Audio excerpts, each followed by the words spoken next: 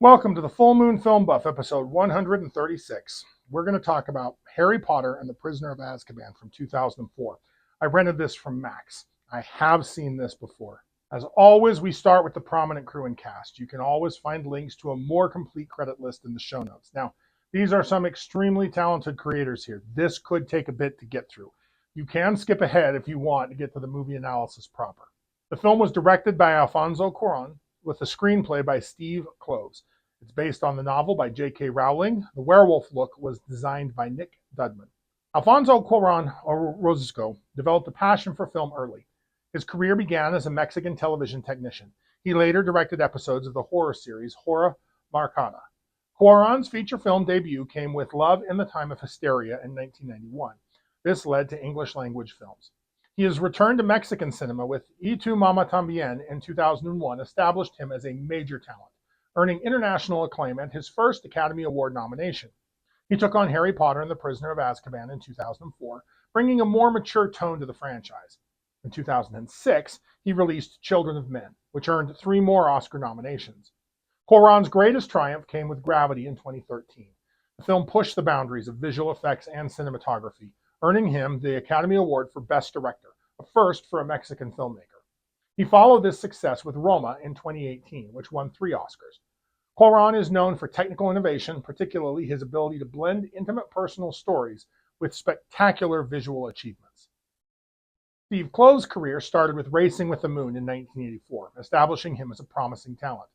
He wrote the screenplay for Wonder Boys in 2000 based on Michael Chabon's novel, which earned him an Oscar nomination.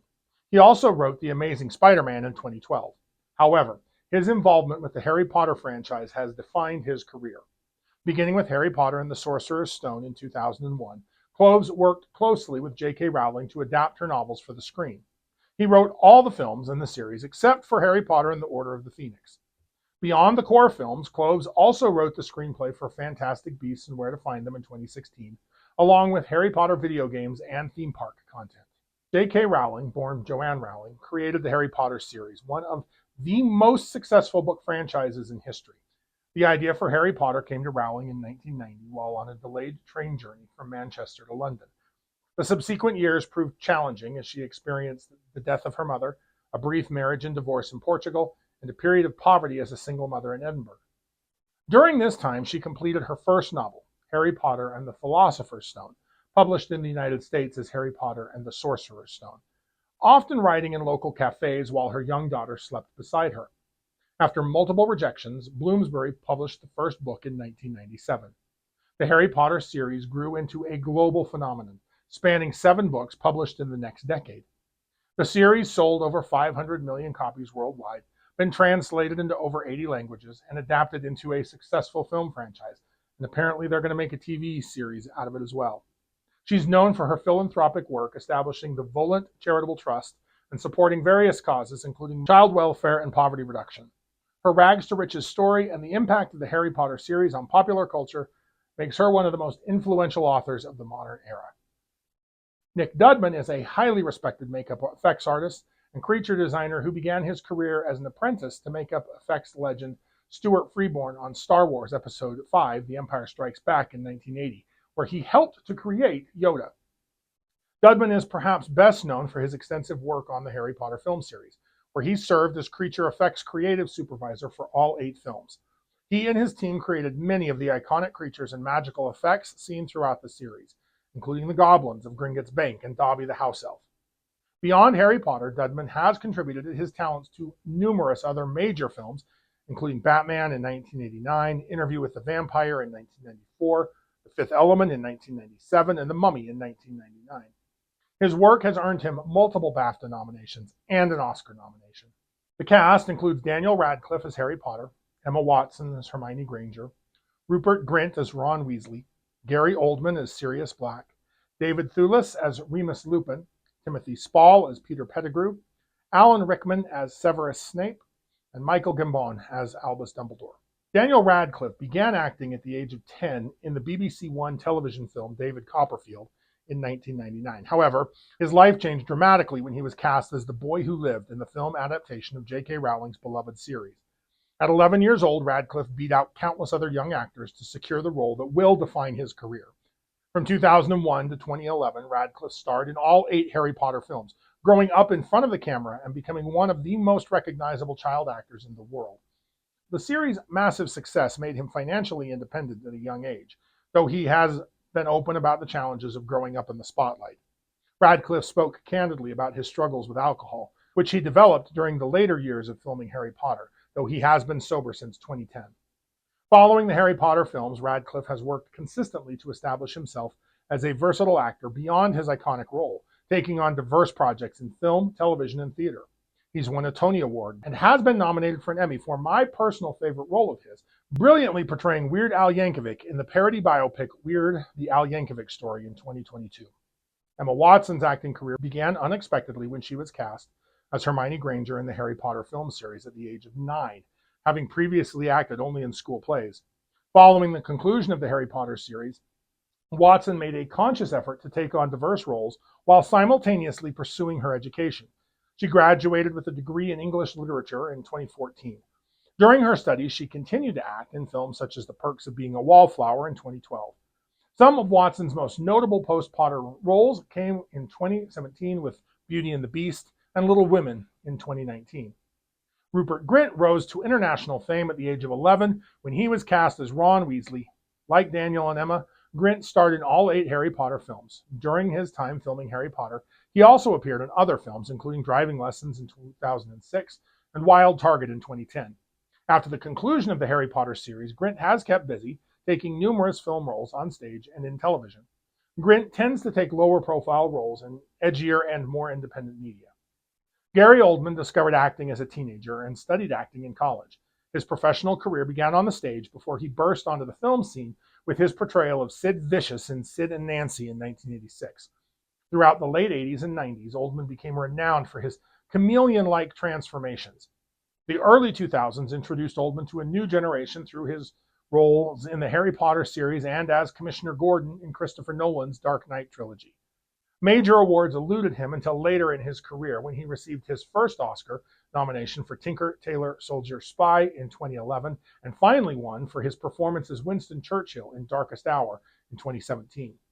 His legacy rests on versatility, a willingness to physically transform, and an ability to bring nuanced humanity to even the most villainous characters, cementing his reputation as one of the finest actors of his generation. David Thewlis emerged from working-class roots to become one of Britain's most respected character actors. He played in a punk rock band, Door 66, in high school, but later changed career direction. He had supporting parts in the late 80s before his breakthrough came in 1993 with Mike Leigh's film Naked, where his raw, intense portrayal of Johnny earned him multiple awards, including Best Actor at the Cannes Film Festival. This performance opened doors to an international career. Thewlis auditioned for the role of Quirinus Quirrell in the first film, Harry Potter and the Sorcerer's Stone, and didn't get it, but was later cast as Remus Lupin, bringing depth and humanity to the beloved character from 2004 to 2011. Thewlis has versatility, appearing in both independent films and major Hollywood productions. Notable roles include his appearances in 7 Years in Tibet in 1997, Kingdom of Heaven from 2005, The Boy in the Striped Pajamas from 2008, and Wonder Woman in 2017. His performance as V.M. Varga in the 3rd season of Fargo in 2017 earned him an Emmy nomination. Beyond acting, Thewlis is also a published author. His novel, The Late Hector Kipling in 2007, added another dimension to his creative portfolio. Timothy Spall's talent was evident early on, and he secured a place at the prestigious Royal Academy of Dramatic Arts. Like many British actors, his career began in theater, but Spall soon found success on television, most notably in the 1983 ITV drama series Auf Wiedersehen, Pet. Throughout the 80s and early 90s, he worked steadily, collaborating frequently with director Mike Leigh in films like Life is Sweet and Secrets and Lies. Spall was diagnosed with acute myeloid leukemia in 1996. He underwent treatment and successfully recovered, returning to his acting career with renewed vigor. Spall's career reached new heights when he was cast as Peter Pettigrew in the Harry Potter film series. Throughout his career, Spall has demonstrated exceptional range, appearing in everything from serious dramas to light comedies, and from small independent films to major blockbusters. Notable works include The King's Speech, Sweeney Todd, The Demon Barber of Fleet Street, and Enchanted. I think Spall is the only actor in this movie who we will see again as part of this werewolf project. Alan Rickman's father died when he was 8 years old, leaving his mother to raise him and his siblings. Rickman owned his own graphic design firm before pursuing acting. He spent a decade building a reputation in theater. His breakthrough role came in 1985 when he played the Vicomte de Valmont in the Royal Shakespeare Company's production of Les Liaisons Dangereuses, a role he would reprise on Broadway and receive a Tony nomination for. Rickman's film career began late, but he made an immediate impact with his first movie role as Hans Gruber in Die Hard in 1988. His portrayal of the sophisticated villain established him as a formidable screen presence and set the stage for a career that would include many memorable antagonist roles. However, Rickman excelled across genres. Throughout the 90s and 2000s, Rickman appeared in numerous acclaimed films, including Robin Hood, Prince of Thieves in 1991, Sense and Sensibility in 1995, Michael Collins in 1996, the absolutely superb Galaxy Quest in 1999, and Love Actually in 2003. He won a BAFTA award for his role as the Sheriff of Nottingham in Robin Hood.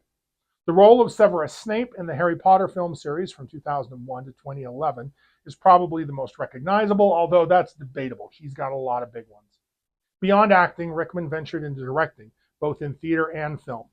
Tragically, Rickman died in January of 2016 in London at the age of 69 following a brief battle with pancreatic cancer. Sir Michael Gambon began acting in 1962 when he auditioned in Dublin using a fabricated CV. He became an original member of Laurence Olivier's National Theatre Company. Throughout the 60s and 70s, Gambon built a reputation in the theater. His versatility demonstrated across both classical and contemporary productions. The 80s saw his film career flourish alongside his stage work. He appeared in notable films such as The Cook, the Thief, His Wife, and Her Lover in 1989, Gosford Park in 2001, and The King's Speech in 2010. He became globally recognized when he assumed the role of Albus Dumbledore in the Harry Potter series, stepping into the formidable shoes of Richard Harris in 2002. He played Dumbledore from Harry Potter and the Prisoner of Azkaban in 2004 through to the final film in 2011. Gambon has received numerous accolades, including 4 BAFTA awards and 3 Olivier Awards. He was knighted in 1998 for his services to drama. Beyond his professional achievements, Gambon was known for his passion for collecting antique firearms and mechanical watches, and his love of cars. He's appeared on Top Gear multiple times. I highly recommend this film, not just for Harry Potter fans. It has stunning visuals and a darker, more mature tone compared to the first 2 films. It's a turning point in the series, and Alfonso Cuarón's direction brings a fresh, artistic perspective to the wizarding world.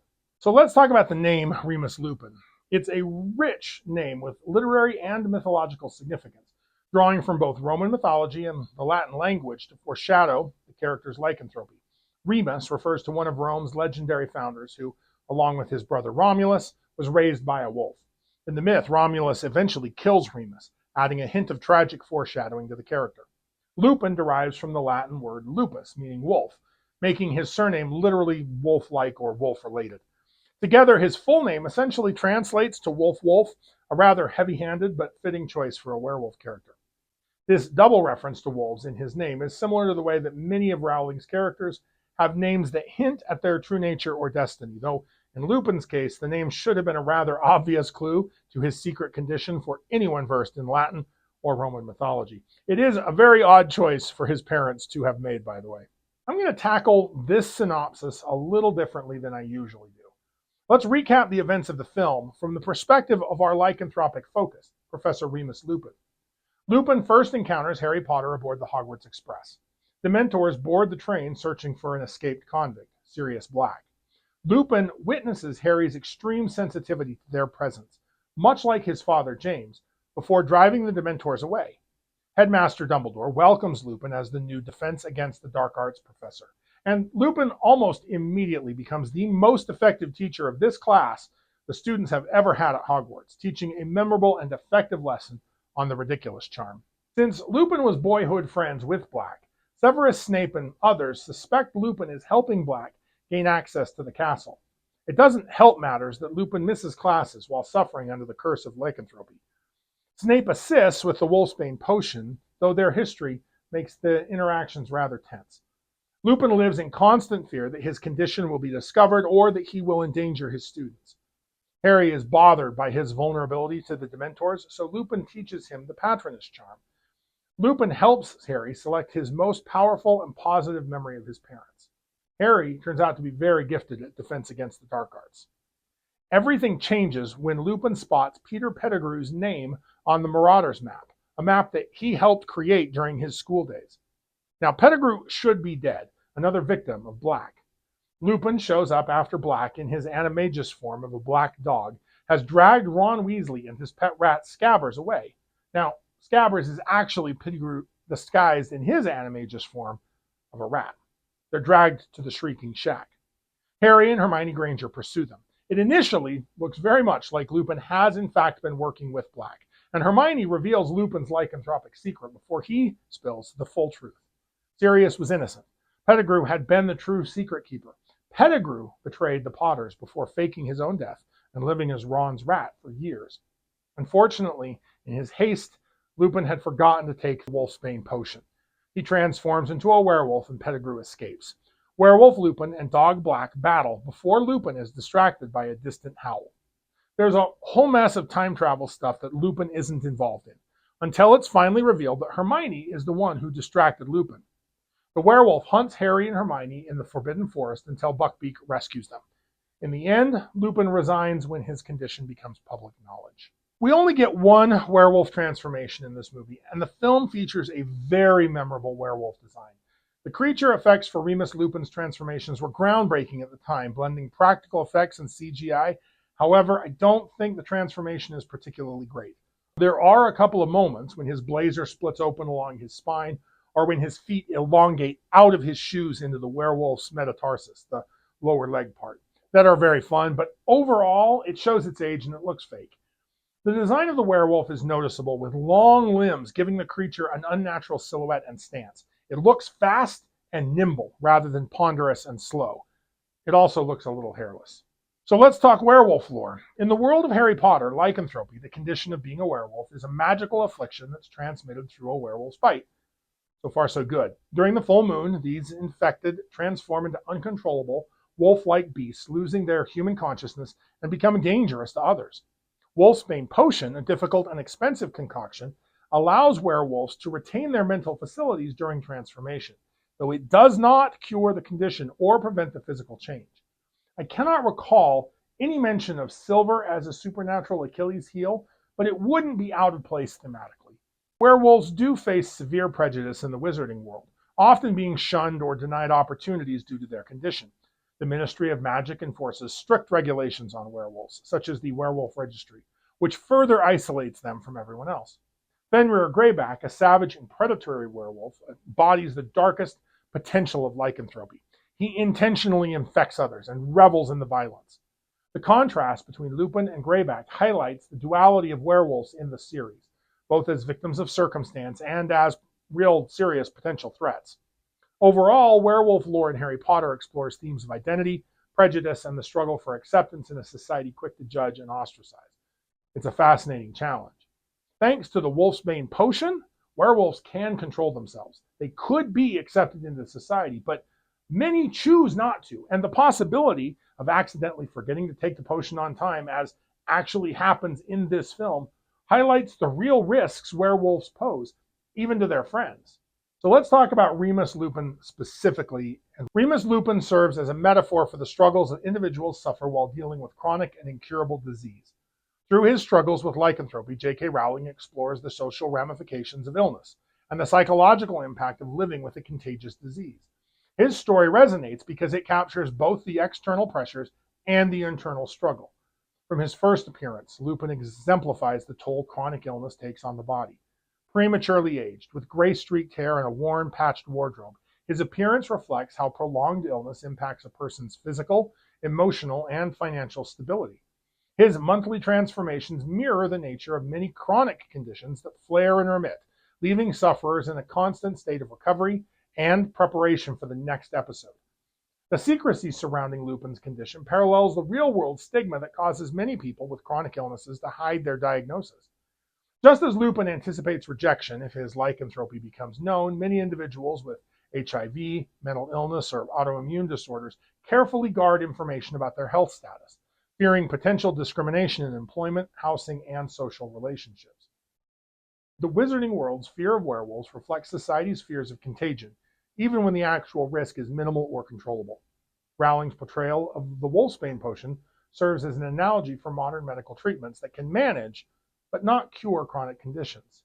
This complicated, expensive potion allows Lupin to retain his human consciousness and control during transformations, much like how medications can control symptoms without eliminating the underlying disease.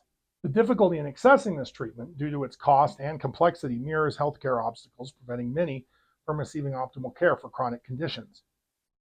The psychological burden of Lupin's condition manifests in his self-depreciating humor, his reluctance to form close relationships, and his deeply ingrained sense of unworthiness. His relationship with Tonks later in the series particularly highlights how chronic illness impacts romantic relationships, as he initially resists their connection out of fear that he will be a burden to her. This internalized shame reflects the real experiences of many chronically ill people who struggle with feeling like a burden on loved ones. Lupin's relationship with the Marauders demonstrates the importance of a supportive community for those with chronic conditions. His friend's decision to become animagi and provide company to him during the transformations represents the extraordinary lengths that true allies will go to support those they care about.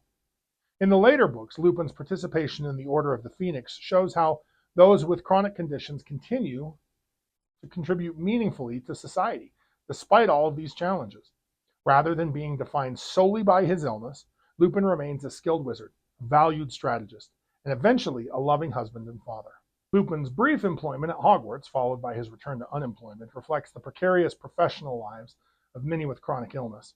Despite his exceptional teaching abilities, he is honestly the best defense against the dark arts teacher they had.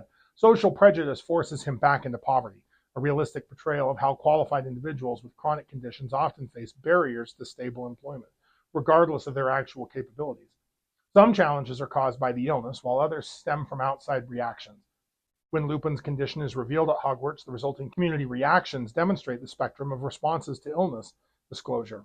Some students and parents react with fear and prejudice, demanding his removal from teaching. Others, particularly those who have benefited from his kindness, stand firmly in support.